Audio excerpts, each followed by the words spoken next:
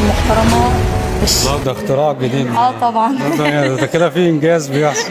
انا بحب الشيف شربيني جدا، بس انا نفسته انت تخصص ايه؟ شرقي وسي فود. اعزائي المشاهدين لسه بنتابع معاكم فعاليات المهرجان ما عدا الشيف ندى مجاهد. اهلا بيك. اهلا بحضرتك. منوره النهارده والله. نورك. يا ريت دايما نشوفك مبسوطه كده. ربنا يخليك. حاجتك البشوشه دي جميله. لا على طول كده.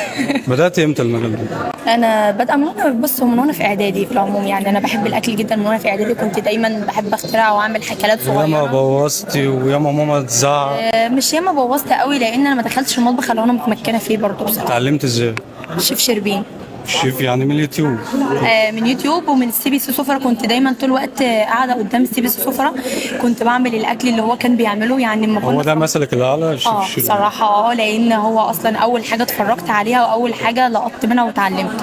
هو لما كان بيطبخ مثلا اكل انا كنت بطبخها في البيت، يعني في رمضان احنا كنا بنفطر عليه، هو اللي كان بيفطرنا انت اصلا اللي ماسكه البيت في رمضان. هم كانوا مسميني الشيف شربيني في رمضان عشان طول فتره رمضان اللي كنت بفطرهم الاكل اللي هو بيطبخه. انت تخصص ايه؟ شرقي وسي فود. بحبش انا السي فود ده. لا انا بعمل السي فود حلو جدا ومختلف. انا جدا بعمل اكلات حلوه. ليكي بقى مكان كمطعم ولا؟ انا ماليش مكان محدد، انا بجهز تجهيزات لكذا مطعم، مش مطعم معين، لكن انا حاليا شغاله في مطعم اعتبر انا اللي ماسكاه كله يعني. ممكن اللي انت اونلاين برضو تشتغلي منه؟ اونلاين بشتغل وعندي جروب اونلاين عامله بيج عامله بيج احنا هنسيب كل الكلام ده برضو في الحلقه عشان اللي يحب يتواصل معاكي. اوكي تمام. اسم الصفحه ايه؟ ندى مجاهد. ندى مجاهد. حابه توصلي ليه؟ عايزه يبقى عندي مطعم كبير. شيف شربيني كان عامل اكله بالبرغل، وكان حاطط تحتها جلاش ودخلها طاجن ودخلها الفرن.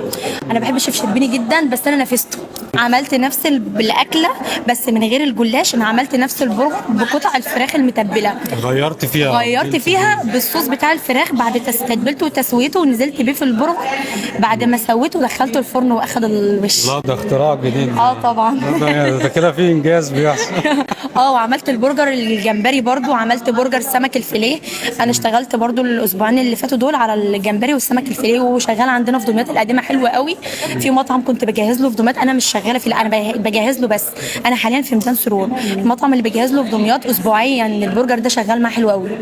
انت كشغلك في مطعم واونلاين ما بتلاقيش فيه عقبه بتقابلك، يعني اللي انت تنسقي ما بين؟ عقبات كتير جدا، في اوقات كتير ما بنامش اصلا بسبب الشغل ده وبسبب الشغل ده.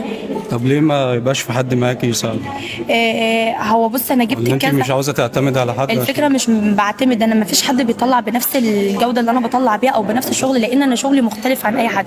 واشتغلت مع كام حد، بس انا ليا نمط معين او تركيه معينه بعملها، فما بقتنعش. وعلى فكره انا ما باكلش من ايد اي حد، ولو دخلت مطعم ما اعرفش اكل غير الاكل ده. بتبقى فيها اسرار خاصه اكيد بيكي كتوابل كحاجات. او من غير زعل كمان، يعني كل الشيفات على راسي وانا بحترمهم، وكل واحد له شغله برضو برستيجه، بس ما حدش بيعرف يطبخ زيي، بحس كده. اوعى للثقه. ما فيش زيك. رايك في مهرجان النهارده؟ لا المهرجان النهارده جميل جدا. استاذ عادل عمار من الناس المحترمه، الناس اللي بنت الاصول اللي بجد الاخلاق، وهو بيحب الناس جدا واخلاقه عاليه. ربنا يكرمه. مهرجان جميل. ودايما دايما في كل مهرجان بيدعم الشخصيات الناجحه اللي زي كده. وانت تستاهلي كل خير. ربنا يخليك. تسلم.